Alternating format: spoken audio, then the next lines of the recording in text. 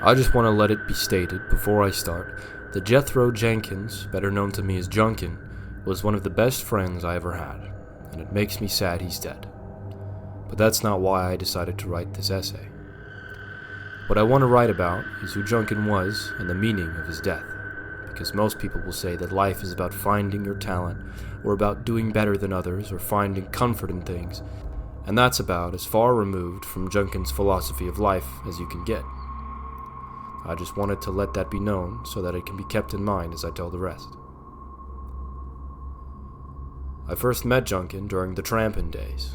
He wasn't a tramper, though, but a railrunner, by which I mean a free hopper, someone who got around the country on trains without paying, or what today you might call a vagrant, or a tramp, or a bum. He didn't have any things except those on his back and his trampin' sack, which he called Gizmo, and he sure as hell didn't want them. He had one book, the Bible, and a harmonica which he played when he was alone.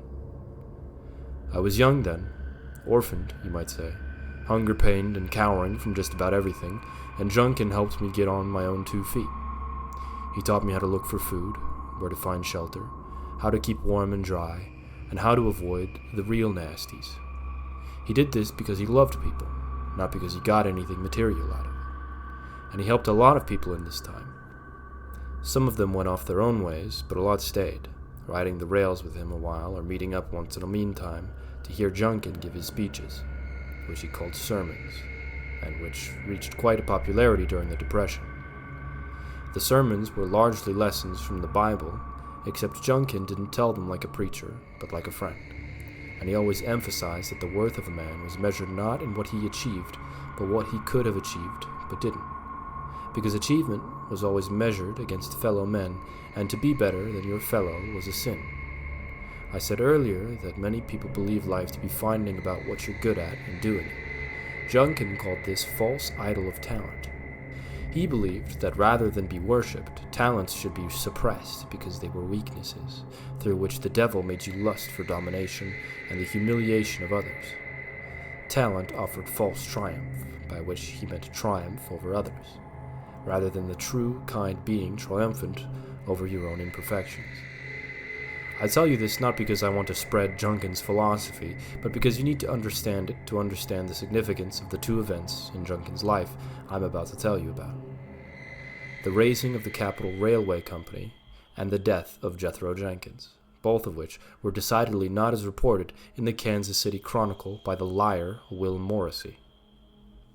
The raising of the Capital Railway Company was the most shameful moment of Junkin's life.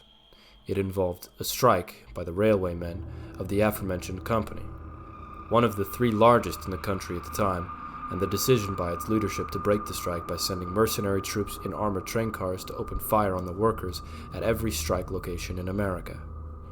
It was to be a brutal, coordinated, and decisive attack that would not only end the strike, but strike the fear of capital into the hearts of all future labor leaders. Needless to say, this did not happen.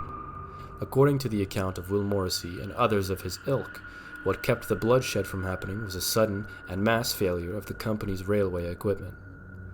They would have you believe that by some mix of socialist sabotage and sheer bad luck, none of the armored cars reached their destinations and all were destroyed. That is not a misreading. That is the news itself, which you can read in the Kansas City Chronicle, archived on the microfiche of Kansas City City Library, and similar newspapers from around the country. What actually happened is this. When Junkin heard about the mercenaries in the armored train cars, for the only time during which I knew him, he lost his temper. He took his harmonica and went off to sit by himself and play. But instead of the peace usually caused by his music, there was a spread across the sky, an anger and a vengeance. We all felt it. It was like a rain of drought, or a fog of ash, or a stumbling at night into a field of cabbages where each head of cabbage was a man's head. Wilting and with rotting voices, they all hissed the same horrible word, wrath, upon whose upward force all of the Capital Railway Company's railway cars rose into the sky above America. And don't ask me how, but we all saw them, before plummeting back down to earth, utterly destroyed. When next I saw Junkin, he was on his knees weeping and praying to God to forgive him for all the despicableness of having lost control and given in to the devil's temptation. The Capital Railway Company never recovered from the catastrophic loss of most of its assets and soon after collapsed. The second event I want to tell you about may seem less dramatic, but to me, it is much more significant. It is the death of Jethro Jenkins, reported by Will Morrissey in the Kansas City Chronicle under the headline, "Vagabond Dead After Beating Over Empty Sack," with usual disregard for factual accuracy. It transpired outside a railway yard where Junkin and I had been scavenging for discarded parts. We were sitting then, sharing a stale quarter loaf of bread, when 3 real nasties confronted us. They had sticks with nails hammered through them, and were threatening to use the nailed ends on us. After demanding our bread, which Junkin willingly handed over, they told us to give up everything else we had. The problem was we had nothing else except the rags on our backs, the boots on our feet, and Gizmo, in which Junkin kept his harmonica and the Bible. And Junkin told them so, but either they didn't believe us, or were otherwise offended because one of them whacked Junkin on the head with his stick. I got up, but Junkin motioned for me to sit. "Fellows," he said, "why do you turn to violence? You've come to us for a sharing, and we've shared with you everything we have. You asked for more, but we've nothing more to share." "What's in the bag?" one of them barked. "The good book and a harmonica," said Junkin, wiping blood from his cheek. "Do you believe him?" one of the real nasties asked the others. "Don't," answered another. "But sure as hell they got money and pornographies in there," said the third. "Does it here," said the first real nasty, meaning Junkin's bag. And Junkin did. The real nasty tore right through it, then in disgust threw first the harmonica, then the Bible into the dirt, and spat and stomped on both. Then, as if he knew what was about to happen, Junkin turned to me and, smiling, said, "Be at peace with it, Norm." And before I could grok the meaning, one of the nail sticks got him in the head, followed by another in the ribs. He fell over wheezing.